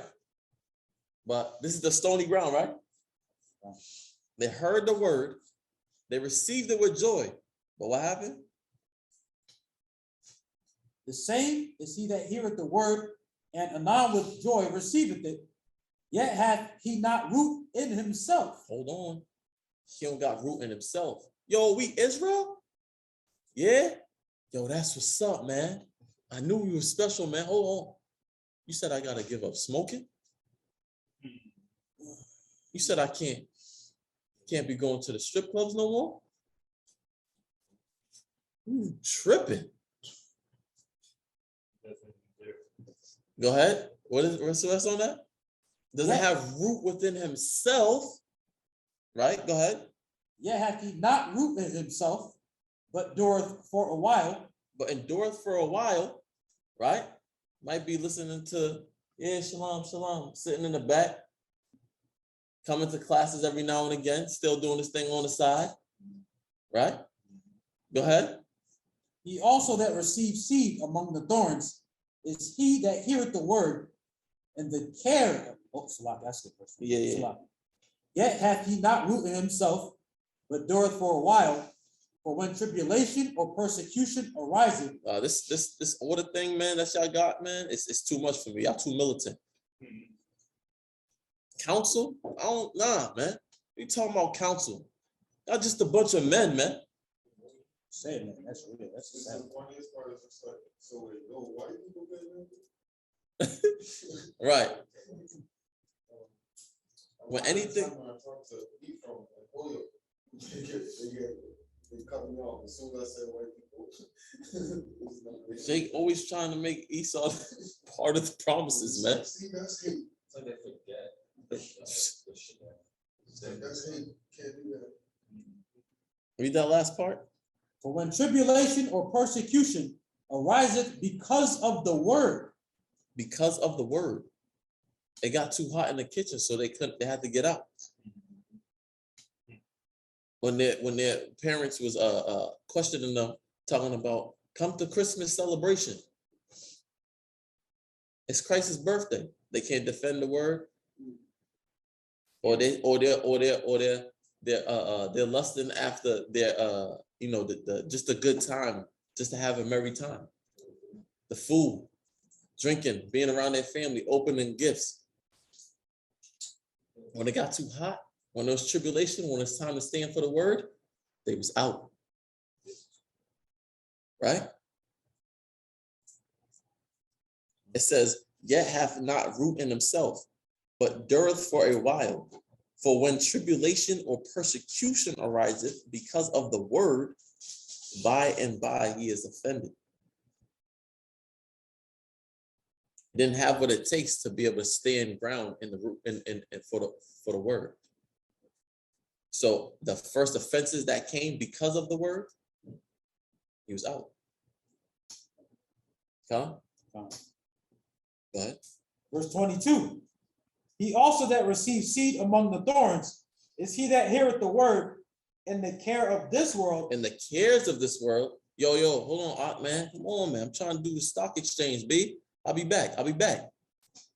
Y'all just came up on 20 racks, man. I'm about to make some investments, man.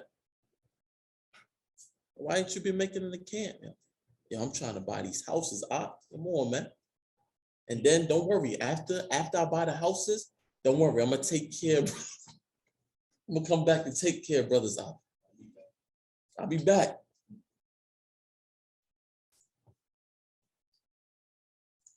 The cares of this world, man. Scrolling through Instagram, seeing the life that they desire, and not willing to continue to lose their life for this word. Takes them out of here. Is that like the cares of the world, like whatever is popping now? Everything. It's anything. You could be pursuing a wrestling career. Right. And that takes you away from the understanding. You could be pursuing business. Everything you do, it's okay depending on if you put the Lord first. The Lord's business always got to be first. Always. It's okay for you. I'm not saying don't build up your financial understanding. I'm not saying don't have a business. It's not.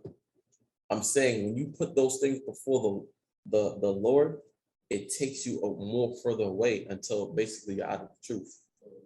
And that's another thing too. Like that's why I'm giving an example of the people who are coming in versus the people who are already in.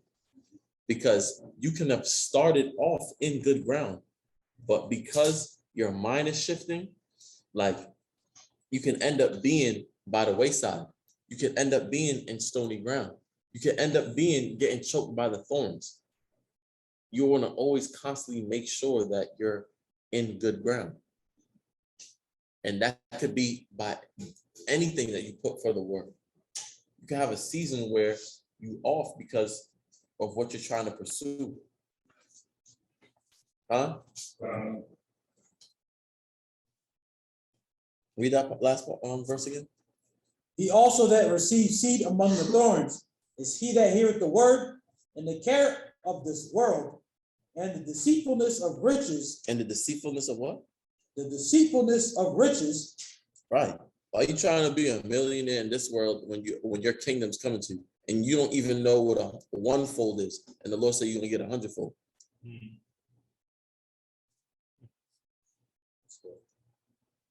You're really trying to become a millionaire in a kingdom that's falling. This place is about to get, this place is really about to be on fire.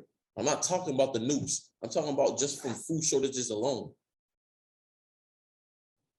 You know what happens when people start panicking because they don't have food? Yeah, that's what real Right. revolutions are. Right. People's gonna start trying to rob other people. There's gonna be more violence.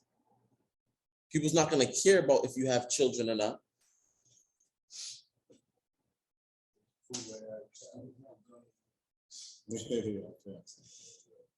And then what happened? Like, you got to prepare yourself. But why would you try to build up something in this kingdom? Like I said, sustaining yourself, being a little comfortable, that's fine. You know what I'm saying? To where you can move freely. Maybe you want to do the will of the Lord on a better level. You know what I'm saying? So you have some investments and boom, boom, you're trying to, maybe buy a house. Okay. You know what I'm saying? Get some extra money here and there, rent out to people. That's fine. But when you're in your mind trying to be like, yo, I'm about to get money, man. I'm about to have the G-Wagon. I'm about to have the range. You know what I'm saying? I'm about to go to the store, buy my little jewels. You know what I mean? Like when you start thinking like that, like that's when you start to go off. That's a big difference. Because the first part is your business is still all about the Lord. You're just trying to get ahead, trying to buy a house so you can invest and maybe rent it out. Trying to play with the stock market so that way you could get some extra money. Maybe you have a family, maybe you want to stash something. You know what I'm saying? But the other example is you're getting careless about this world when this world is going down anyways.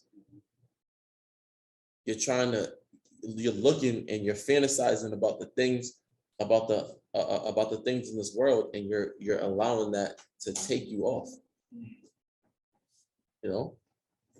So, and brothers get wicked because the more money comes more women too. If you want to take it there,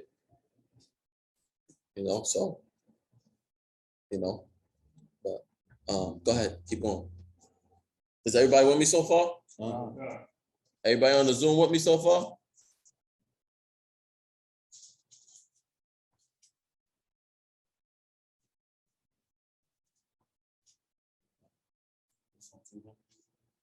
Nah, just keep on. Verse 23. But he that receives seed into the good ground is he that heareth the word and understandeth it, which also beareth fruit and bringeth forth some 100-fold, some 60, and some 30. And another parable put he forth unto them, saying, the kingdom of heaven is likened unto a man which sowed good seed in his field. But while men slept, his enemy came and sowed tares among the wheat. Hold on real fast, because I'm not there. Go Luke 19. Does everybody understand the parable of the sower?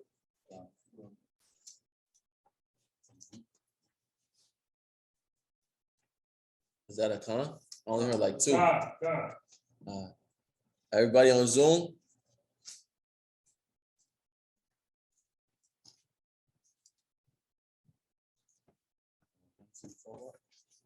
Yes.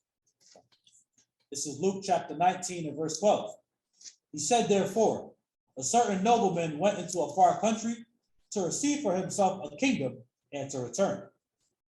And he called his 10 servants and delivered them 10 pounds and said unto them, occupy till I come. So this is something that I want everybody to meditate on as they go home.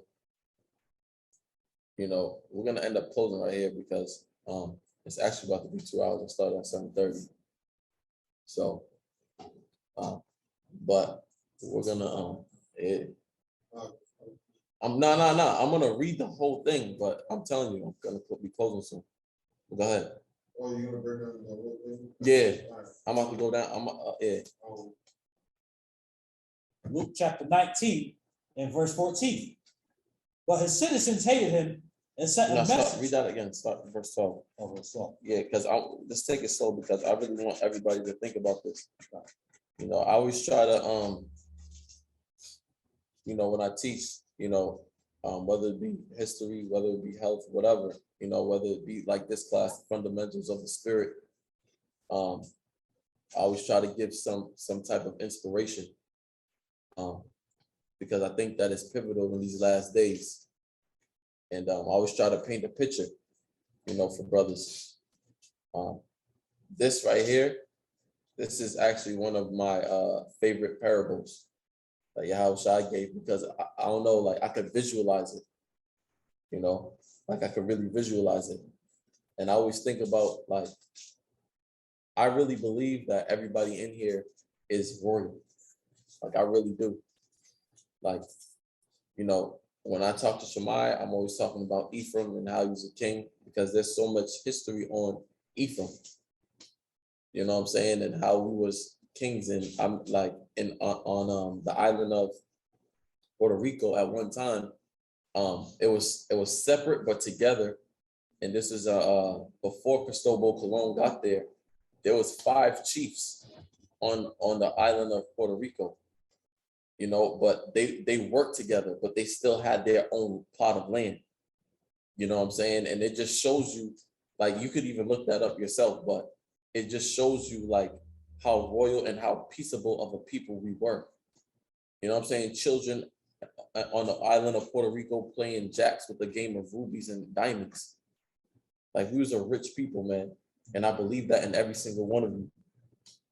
And I think sometimes we lose our way. Sometimes because we're dealing with fornication, brothers is dealing with adultery, brothers is dealing with marital issues, brothers is dealing with self-doubt, brothers is dealing with, you know, still probably dealing with pornography, brothers is dealing with, you know, trying to study, you know, really see the God-like figure whom the Most High wants you to see in yourself. Sometimes we struggle with that. And I really believe that in each and every single one of you, that you guys are it. It's just that, you know, you guys got to tap into that yourself. You know what I'm saying? So I always just try to give, you know, inspiration. And when we read it, I'm going to highlight something, you know, because sometimes when you run in a race, like, you know, I brought it out, Shai brought it out, but we always talk about your why. And your why has to be extremely big, almost impossible. Because when you have a big why, it wakes you up every single morning. It drives you. So when you thinking about your people and the love that you have for your people, you already in the understanding. It doesn't stop with you being in the understanding. If you're not selfish, you're gonna think about other people. Like, for instance, let's give a round of applause real fast to Gabar MALAK. Gabar MALAK is one brother that's on the highly skilled tech team that's just been, you know, dropping documentaries, dropping music videos, and he's using his talent to bring forth more brothers into the understanding. That documentary was on point when I seen that. Like, that's professional quality. There's a brother that's using his gift in order to branch out, in order to bring more people in. You know, so that's just one example. You know, there's music. There's brothers know how to do video. You know what I'm saying? Like, this, you know, all types of stuff. People who's into health, people who's into skincare products. Believe it or not, those things, they help bring in our people. There's skills that you can use that brings people in. You know what I'm saying? But your why, it has to be big.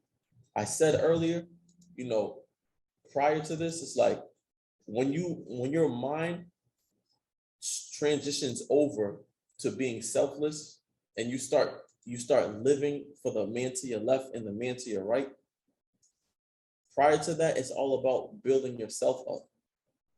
As you're building yourself up now, it's important and imperative that you give back. That you give back, man. Your nation needs you. The Lord don't need you. Your nation needs you. You're expendable to the Lord.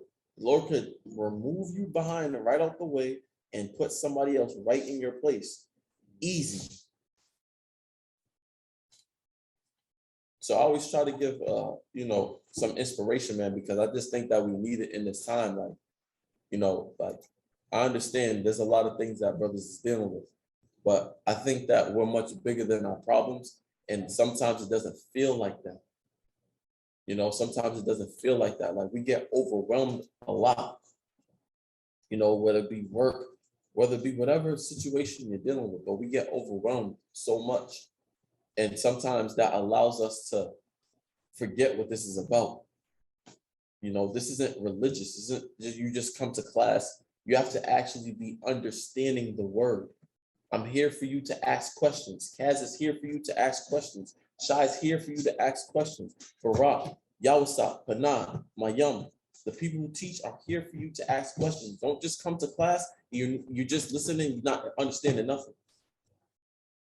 That's not why I'm standing up late doing the lessons. That's not why I'm telling my kids to shut up and running around, bouncing off all the walls and coming up with lessons, forgetting precepts, got to go back, study, read that book, go into this definition to come up with things so I can give to my brothers. It's so that way we can teach, man. So that way we can grow everybody. So that way we can go out and serve, man. So that way we can be a light.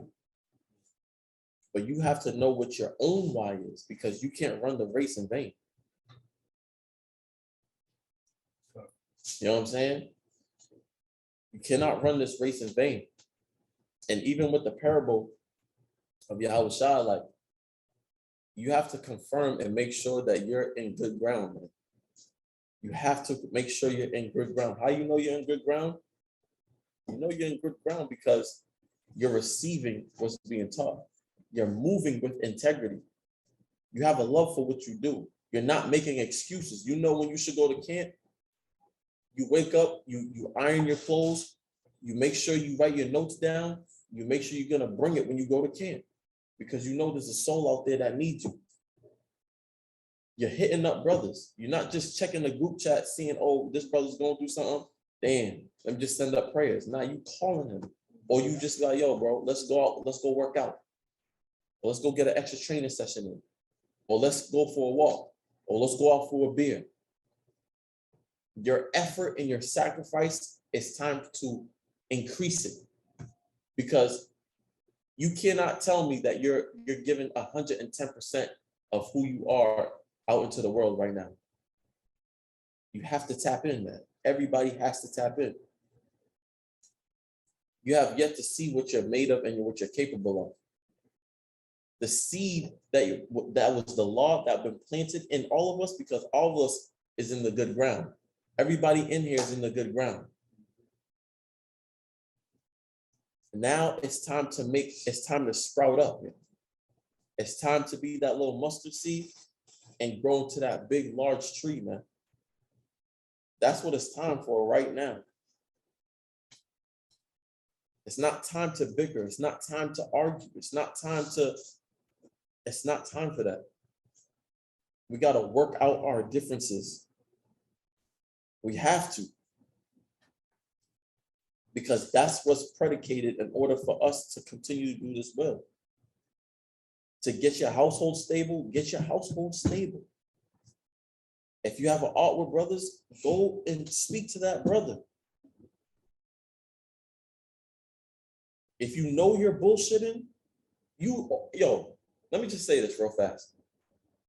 Everybody in here knows when they bullshit. Everybody. Your spirit lets you know immediately.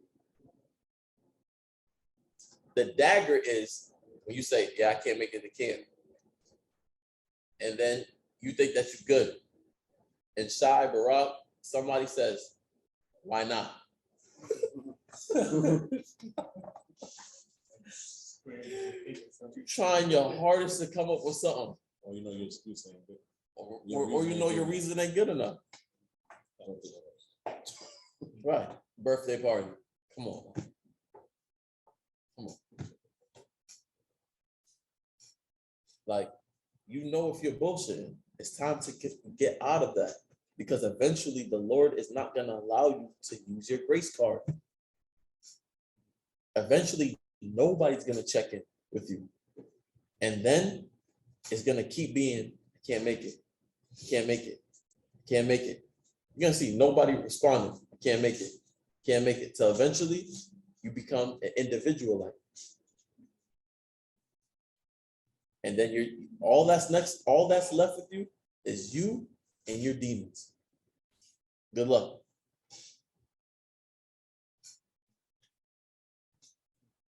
So, you know, I just try to bring this out. We're going to read through that parable, break it down. Luke chapter 19 and verse 12. A certain nobleman went into a far country to receive for himself a kingdom. Right. So a nobleman is going into a country to receive the kingdom. Go ahead. And to return. And he called his 10 servants and delivered them 10 pounds, and said unto them, occupy till I come. So he delivered 10 pounds unto his 10 servants. So he gave a pound to each servant. And he said, occupy. What does occupy mean? Work. Work. It means to stay busy. Is to take up space or room or time. Right. To take up time. Right. To not have leisure time. Go ahead. You got anything else on that? No? To take up space and time. Go ahead. Verse 14. But his citizens hated him and sent a message after him saying, we will not have this man to reign over us.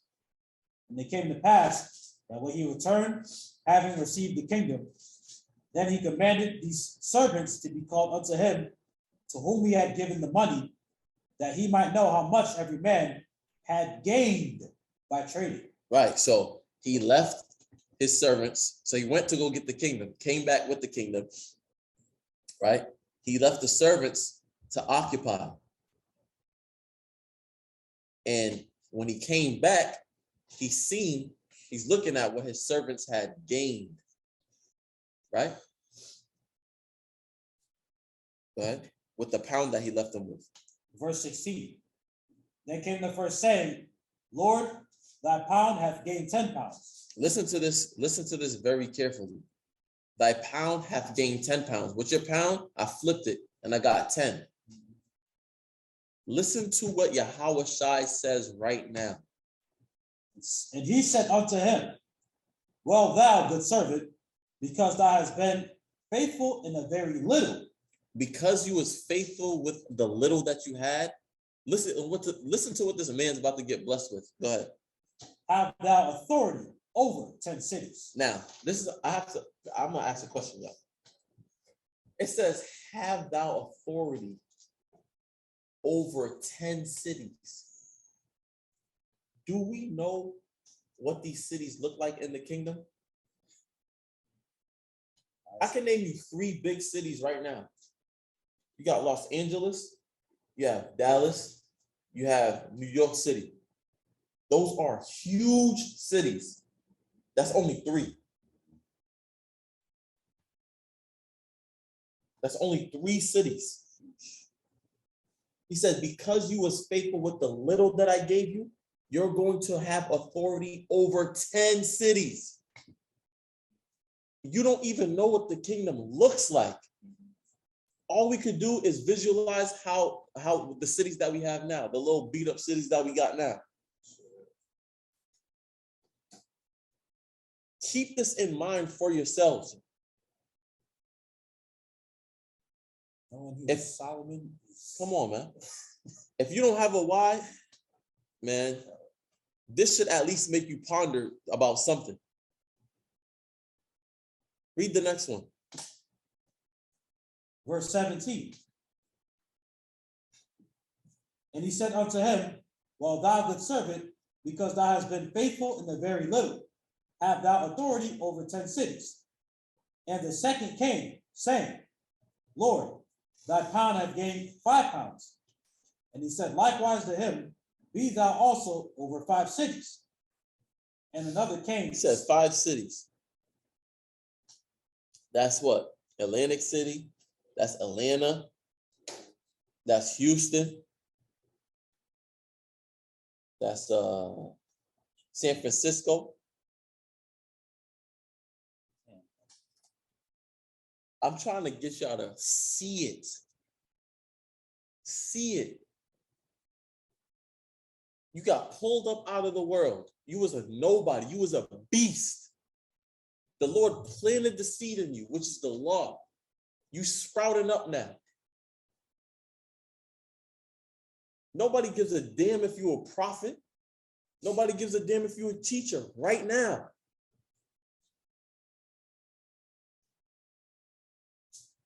And to be given the authority to have over 5 cities, 10 cities.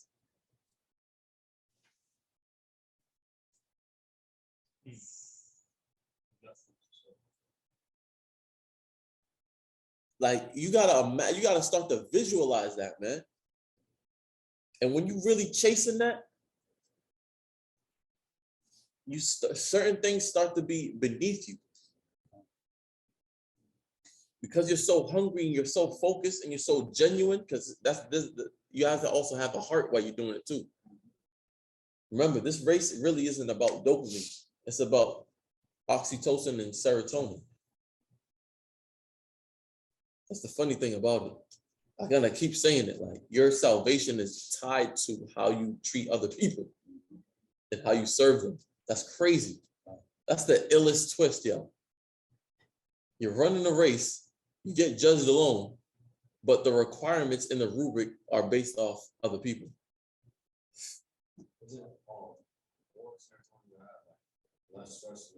Right. And you know how you get more serotonin? By doing for other people. Ain't that crazy?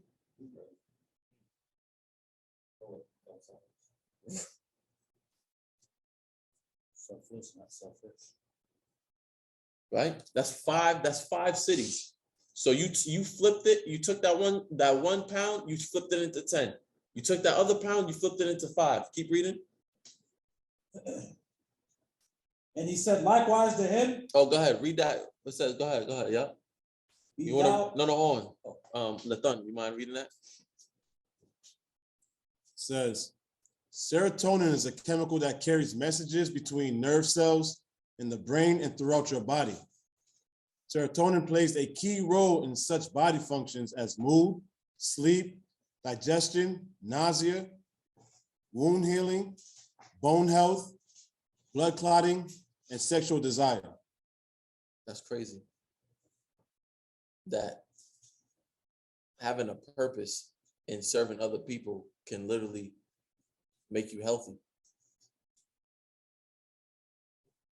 The water for that. Go ahead. Verse 19, and he said likewise to him, be thou also over 5 cities. And another came saying, Lord, behold, here is thy pound, which I have kept laid up in the napkin. For I fear thee. Dude said he kept his pound laid up in a napkin. That's crazy. This dude, the Lord gave him a pound and he put it in a napkin. Come on, man. Go ahead. For I fear thee because thou art an austere man. Thou takest up that thou layest not down, and reapest that thou didst not sow. You know what's crazy? Why was YHWH mad with the serpent?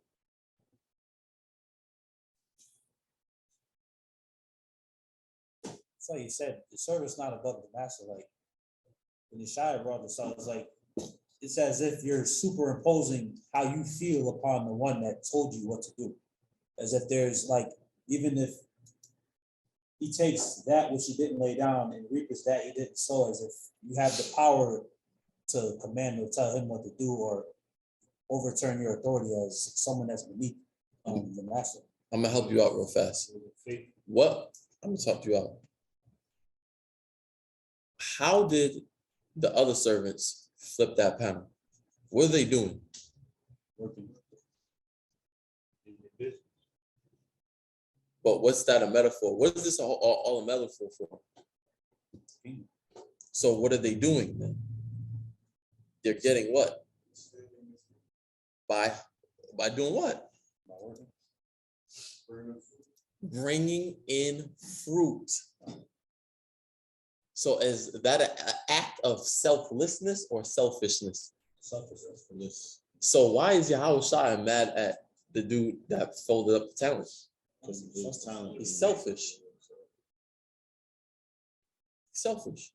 You freely got something and you're hiding it away from people.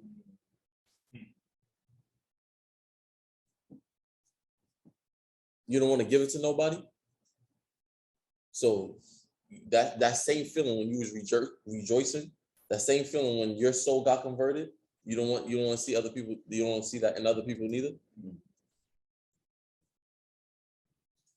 He's upset because he's selfish.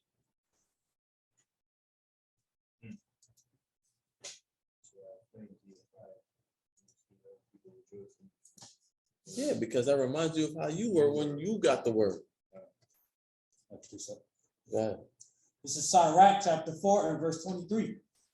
And refrain not to speak when there is occasion to do good, and hide not thy wisdom in her beauty.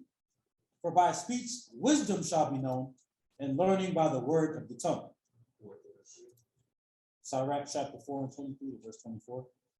And I read this because him refraining to do so, and like you just explained, he had occasion to do good, to bear forth fruit, and he was hiding what he was given, and rather than to multiply it, kept it to himself and folded it up in the napkin. You know what everybody needs to get back to? The word is living and it does something on its own. When you're studying, when you're reading, it makes you want to tell people. It makes you want to teach people. That's what everybody needs to get back to. Their love for the word.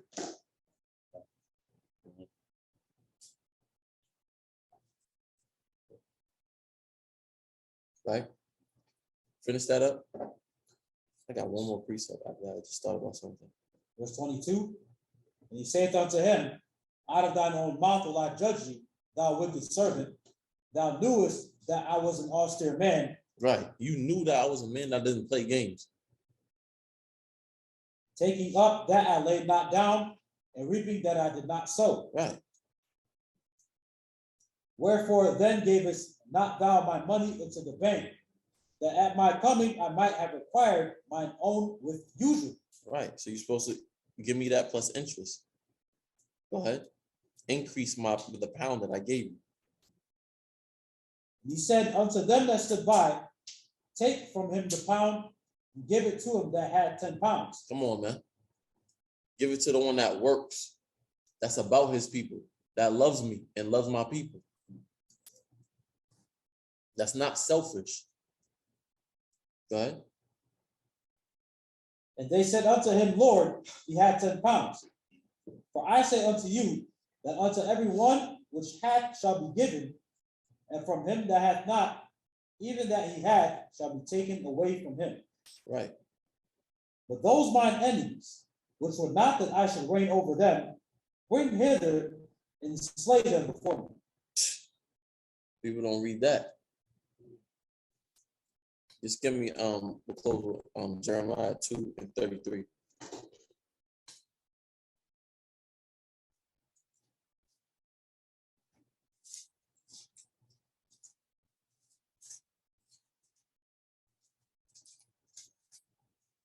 Jeremiah chapter 2 and verse 33. Why trimmest thou thy way to seek love? Therefore hast thou also taught the wicked ones thy ways. Read from the top again. Jeremiah chapter 2 and verse 33. Why trimmest thou thy way to seek love? So, right, Why are you compromising yourself to seek love, to seek pleasure, right? To stay in your sin, to continue to be stagnant and comfortable. The flip side is this walk is also about integrity. And you have to have integrity within yourself, within this work, and within the Lord. Why trimmest thou? Why are you breaking yourself down to compromise, to still hold on to the sin that you've been dealing with this whole walk?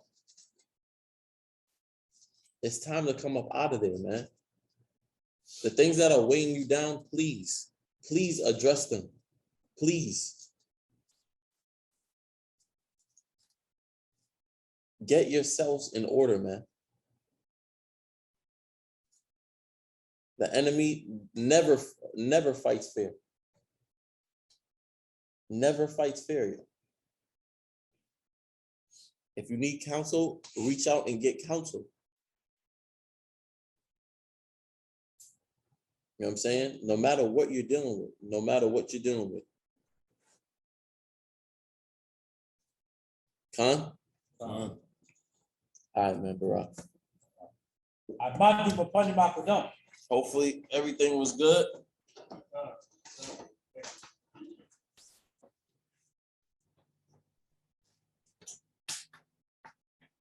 This is Psalm chapter 23. The Lord is my shepherd, I shall not want.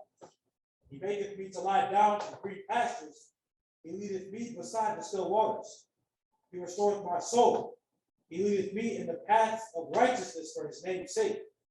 Yea, though I walk through the valley of the shadow of death, I will fear no evil, for thou art with me. Thy rod and thy staff they comfort me. Thou preparest the table before me in the presence of mine enemies. Thou anointest my head with oil, my cup runneth over. Surely goodness and mercy shall follow me all the days of my life, and I will dwell in the house of the Lord forever. In the name of YHWH, YHWH, Amen. Amen. Shalom, Israel. Go check out Gadal, Gabaryam's very own Panah. Subscribe to Panah Productions on YouTube right now. Go stream his album, Thou Art, on all digital platforms, including SoundCloud. Bump that F the world, stubborn, juice, when we dance and more.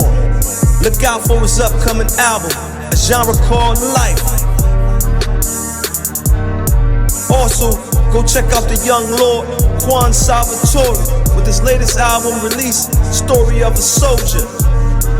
And hailing from Florida, GANAN YASHARAHLA. Go stream his latest music video, Save Me, and subscribe to his YouTube channel. And last but definitely not least, subscribe to the GABAR MALAK's channel, hailing from Kansas City, for hot truth music videos inspired by his intellectual visuals. All links at the bottom. Shalom.